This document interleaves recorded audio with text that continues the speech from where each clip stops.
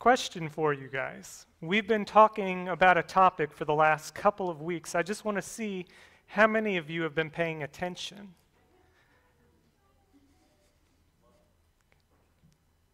Love. What chapter in the Bible talks about love? Thank you. 1 Corinthians 13. And we've had some powerful presentations the last couple weeks.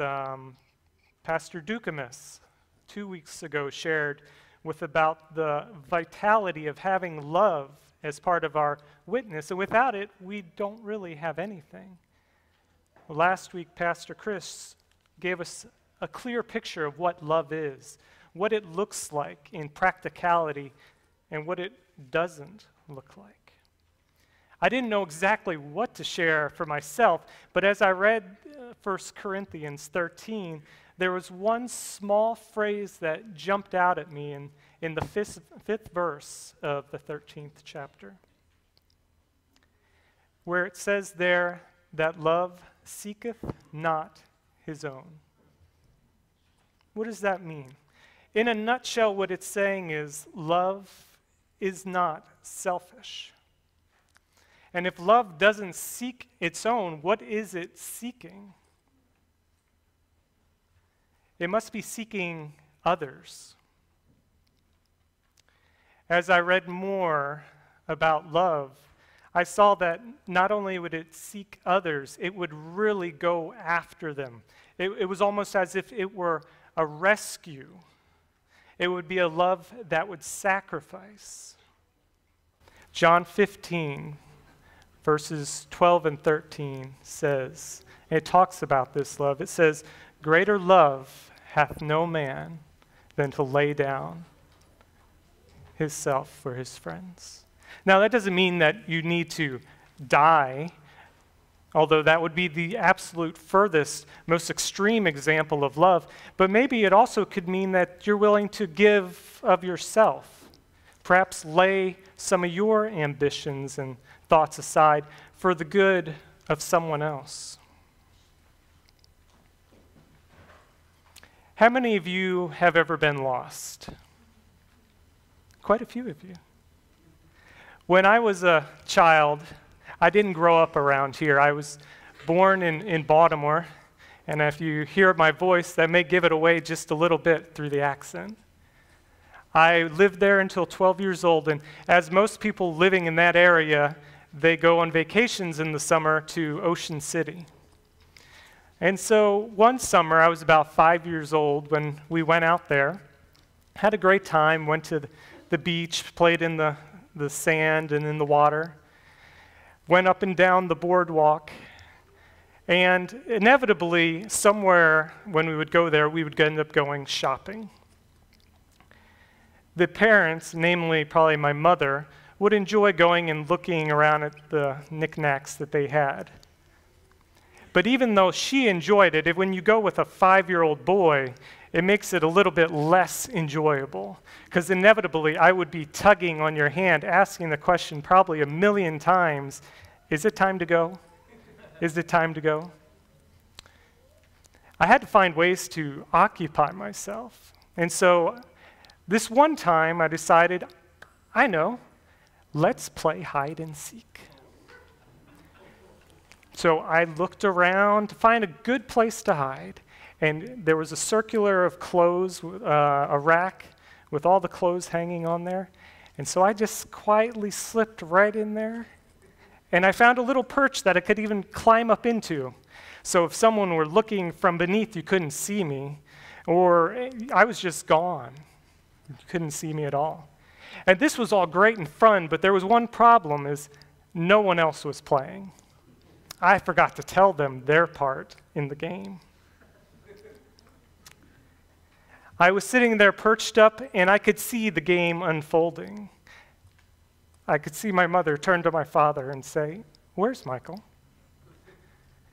Slowly, there was anxiety that went to concern as they began to search close to there. And when they realized they couldn't find me, their search radius grew. Finally, they went to the door, look up and down the street. They could not find me. I was doing a really good job.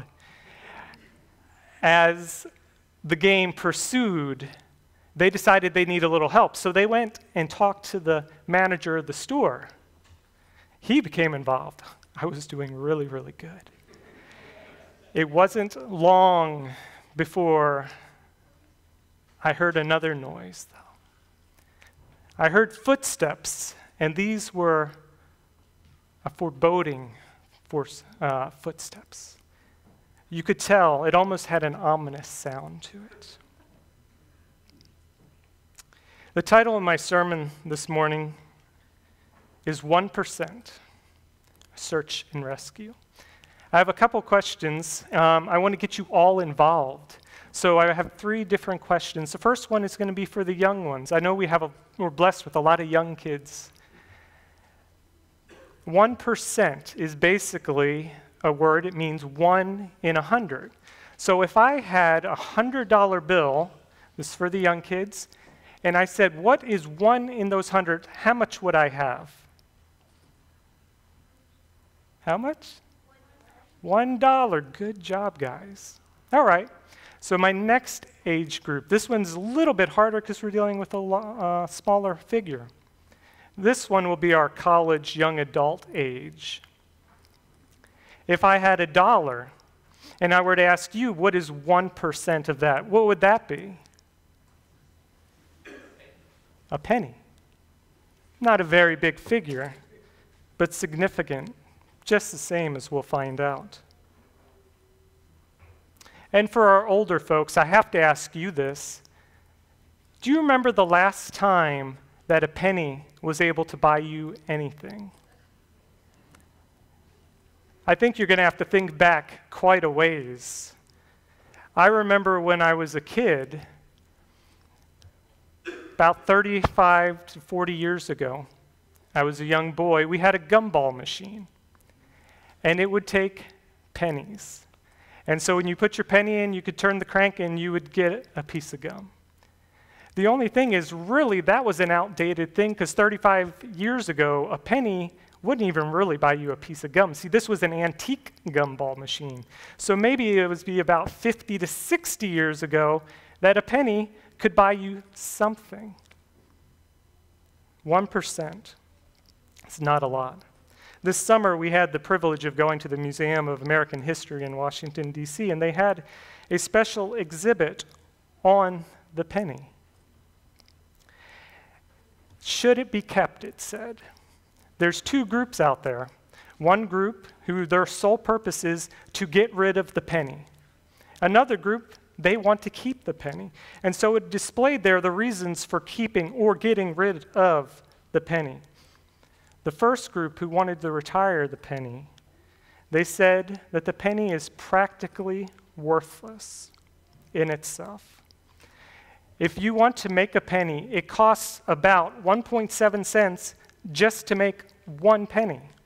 So if we were to make $100,000 worth of pennies, it would cost $170,000. Doesn't seem like a very good investment.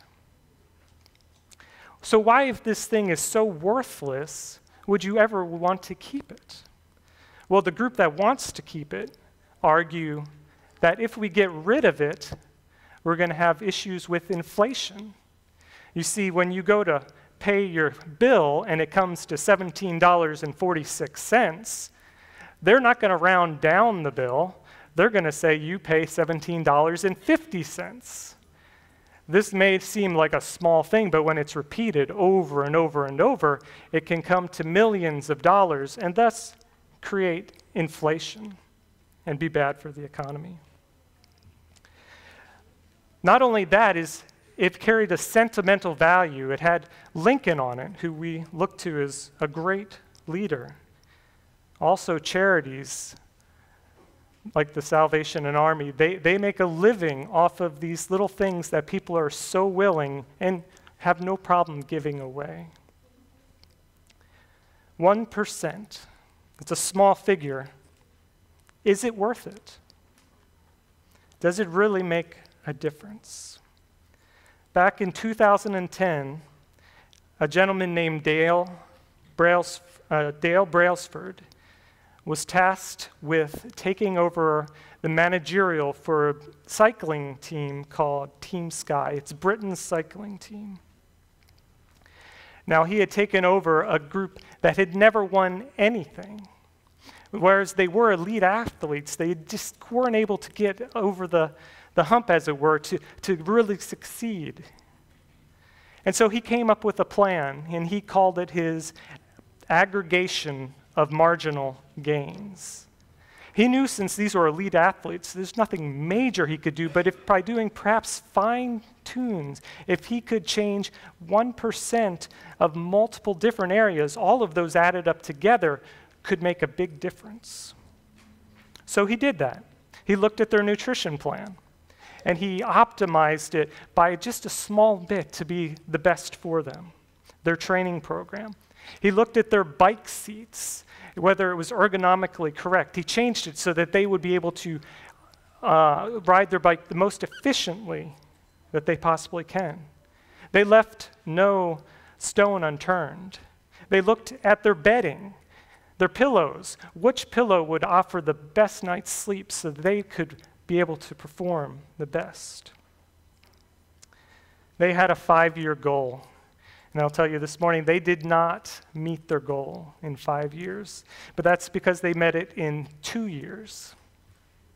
In 2012, 2013, Team Sky was able to win the Tour de France both years. And in fact, during that run in the Olympics, they won 70% of all the medals in cycling for that year. 1%, small, but powerful. This morning, I wanted to talk about a group that is the 1%. As I was doing a little bit of research, I went to Google, and I was unable to find this group at all. I read all about a motorcycle gang named the 1%ers. I read about a rich group of people who are the financial elite, the 1%. But I didn't see anything. And I realized that I was really searching in the wrong place, because if you want to find out what God has to say about a topic, it's best to look in the Bible and not at Google. This morning, I want to talk to you about a group that it's found in Luke chapter 15. Luke 15, beginning in verse 11. And before we read, I want to have a quick word of prayer. Dear Father, Lord, this morning we come before you, Lord. I pray as we seek you and seek your face, Lord, that you would show yourselves to us, Father. As we will find out, it's not so much anything that we will do, Lord, but you in revealing yourself to us, Lord. Speak through me. In your name we pray. Amen. Luke 15, beginning in verse 11. This is the parable of the lost son. And he says, "Then he said, a certain man had 2 sons, and the younger of them said to his father, 'Father, give me the portion of goods that falls to me.' So he divided them to his livelihood. And not many days after, the younger son gathered all together, journeying to a far country, and there wasted his possessions with prodigal living." I can imagine the son had heard stories of how things were out there in the city, all the glamour, all the opportunities that would be waiting for him. You know, he was forced to live here with his father in a sheltered environment. So he went to his father, and he asked him, "You know I have an inheritance, and it would be a shame if I were to have to wait. Would you just give it to me now?" The father probably voiced some concern, and as fathers do, had some fatherly advice, some wisdom for him. But the son was undeterred. And so the father gave him this money, and the son left. As he arrived to this faraway country, he found it to be what he had thought it would be at first. He found all the amusements, all the glamour, all that anything that money could provide. There it was for him. No doubt he felt satisfied for a time. And then the Bible says he spent his money on prodigal living, or in some translations, extravagant living.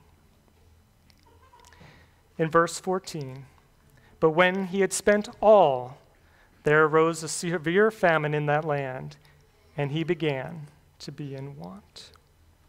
His money was gone. With his money being gone, his friends had left.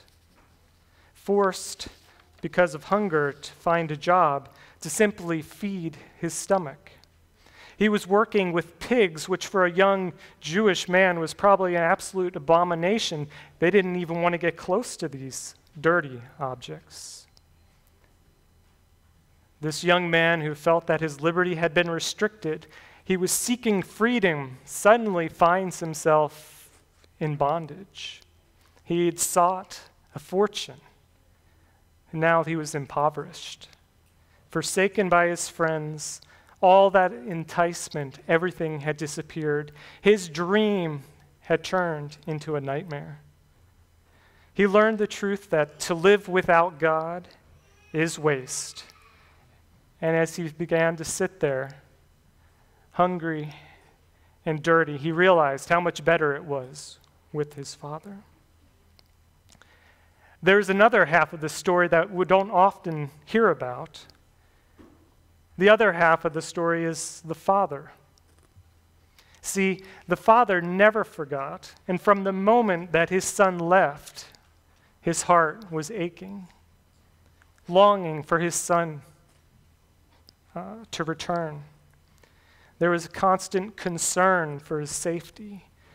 There was a sadness, an emptiness inside. While his son was gone, there was absolutely no rest for the father. He was constantly searching and watching. Verse 20, and he arose and came to his father, but when he was still a great way off, his father saw him and had compassion, and ran and fell on his neck and kissed him.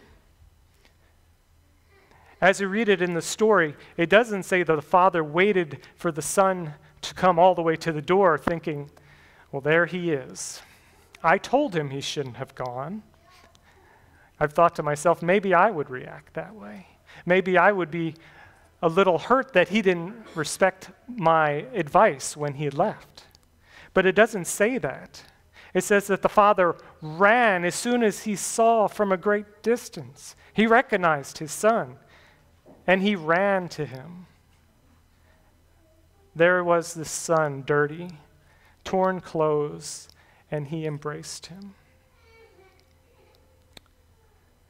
I've often thought that the turning point of the story was when the son was sitting there in the pigsty, and he realizing how much better it was at home.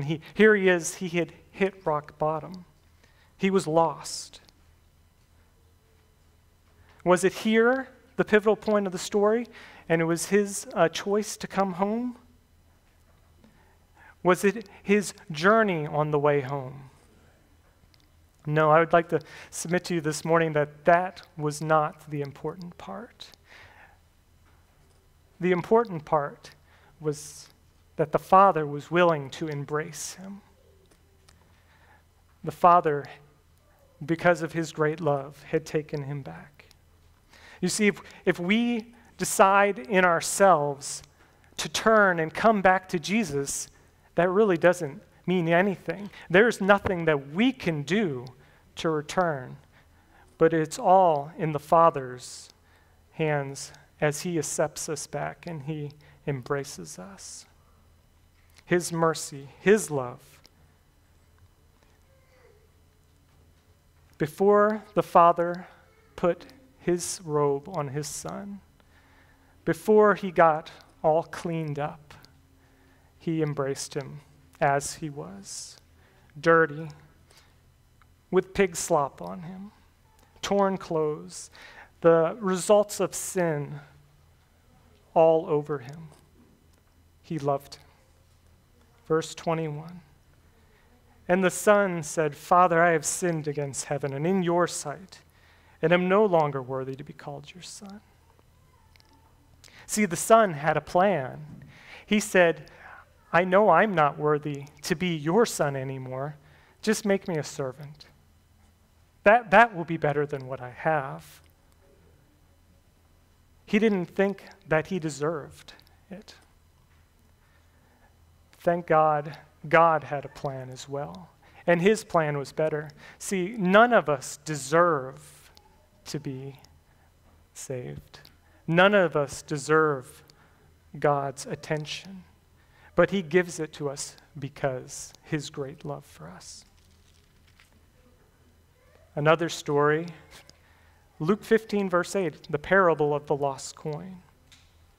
It says there, or what woman having 10 silver coins, if she loses one coin, does not light a lamp, sweep the house, and search carefully until she finds it? And when she has found it, she calls her friends and neighbors together, saying, Rejoice with me, for I have found the piece which I lost. Here we see a picture of a coin lost in a house, lost while in the very presence of the owner, and a coin that is absolutely unaware that it is lost. Back to my story. There I sit in the middle of that circular of clothes. There I was amongst my family, not having a clue in the world that I was really lost. I was enjoying my time while others were searching for me. I heard footsteps coming up, and I could see boots coming closer and walking past where I was. And inside those boots was a police officer. He was invited to play this game. Wait a second, I didn't invite him to play this game. It became apparent to me that this game had gotten out of control. So I gave myself up. I stepped out from the circular of clothes to a stern look from a police officer. But a look of exuberance, of happiness, of tears from a mother who is just happy to have their son back. We had the lost son. He was lost. He had ran away. The coin was lost at home. The son had run away from the father. The coin was there right beside them. The son knew that the prodigal son knew that he was lost. The coin didn't know. But Christ still seeks for both of them. Is it possible that even here in this church, we could have lost coins? Even in the midst of the owner? The good news is that Christ still sweeps. He still lights a lamp, and he's still searching. Last story. Luke 15:4. In verse 4, it says, What man of you, having 100 sheep, if he loses one, does not leave the 99 in the wilderness and go after the one which is lost until he finds it? And when he has found it, he lays it on his shoulder, rejoicing. You know, sheep have a pretty easy job. They only have one job. What is that? Grow wool. I wasn't anticipating that. They follow the shepherd. That is their job. They follow. But every now and then those sheep get wandering eyes as they see the enticements of perhaps a green grassy field. They get distracted and they go astray. As the shepherd brought his sheep back, he finds one missing. See, he counted them because they were all important to him. When he arrived at a number 99, and that was his last one, he knew there was a problem. The shepherd didn't say, this is just too much trouble. We can wait. We'll see if this one finds its way back, and if so, I'll have him, because I've got 99, and that's good enough. He didn't say that. But instead, the Bible says that immediately the shepherd goes in search. As soon as the shepherd realized that the sheep was lost, he was in pursuit. He goes to great efforts to find. There is nothing, no distance too far, no height too high, nothing too dangerous. He may be tired, but he doesn't stop until he finds his sheep. The sheep was saved right where it was. See, the sheep is unable of its own self to find his way back. So it is with any of us who wander aside. We're unable to find our way back. See, the sinner is lost until God finds them. They required the shepherd to rescue, to carry us. Salvation does not come through our seeking, but through God seeking after us. No one sheep is overlooked. All are special. He knows them all by name. So, 1%. Who are the 1%? Isaiah 53:6 says, all we like sheep have gone astray. So who are the 1%? We all are. Whether like the prodigal in rebellion, the lost coin in his house, or as the lamb who wandered away, we are all the 1% that God is seeking. Whether it's 1 in 100, 1 in a million, or 1 in a billion, he is searching for that one. Christ Object Lessons, that book, page 187, it says, in the parable, the shepherd goes out to search for one sheep, the very least that can be numbered. So, if there had been but one lost soul, Christ would have died for that one. 1%. God's search and rescue. In summary this morning, I want to tell you that 1% is not insignificant to God. It may seem small, but it makes a difference to him. God spared no resource or expense in pursuing his children. He gave 100%, and he didn't give 100% to get a return of 99. Without that one, he would not be complete. Originally, at the beginning, when you see the Garden of Eden, everything was complete. He had 100%. But things went wrong, and as he went about the garden and he asked, Adam, where are you? He had lost one. Now, he knew where he was, but they were lost. And so it was right then, and even before then, that God put into effect the greatest rescue plan in history. And as one author states it, it was a 5-step plan. See, God didn't want to leave his children lost and alone, so he came and lived with them in a tent. And when they moved to land that he had provided for them, he lived with them in a temple. When the time came, he came and he got his feet dirty so that he could clean theirs. He came and he loved them so he could teach them how to love. He came to die so they could live. After that, he went to prepare a homecoming for them. all the while constantly thinking about them. And in the final phase, to return, to bring them with him. He seeks us always. He loves us with a love greater than we can even imagine.